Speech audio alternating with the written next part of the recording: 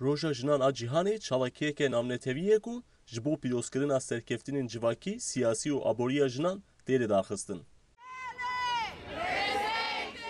Roja jinan a cîhanê cara pêşîn di 28 Sibata 1929 da li bajarê New Yorkê yê devletên Yekgirtiyên Amerîkayê hate lidarxistin.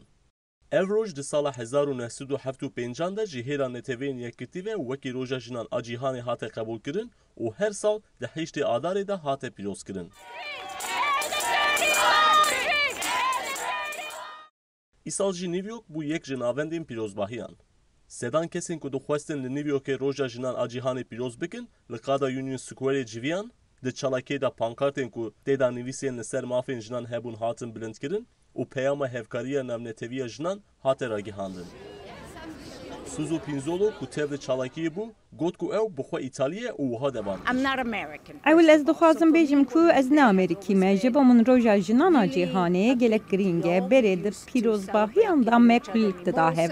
Lê belê li Amerîkayê ev tune ye. Di salên dawîn da li Amerîkayê roja jinan hinekî din girîngtir bûye. Ev roj rojekî gelek girîng e û divê teqez were pîrozkirin. Bo vê jî divê em bi hebûna wan jinan bihesin ku beriya me jiyan kiribûn û ew ê pişt me jî bijîn.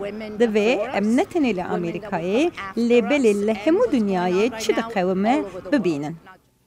Enîs Şîlt jî balkişan ser kêmbûna mafên jinan û wiha doma.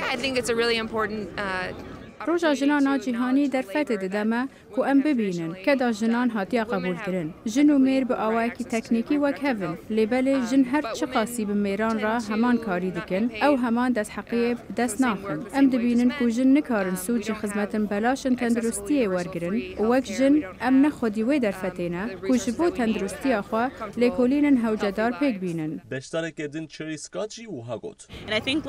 Bo xebatên ku jin bi armançkirina cîvakê dikin, divê em pîrozbahiyan li dar bixin. Ez ji roja jinan re sipasdarim.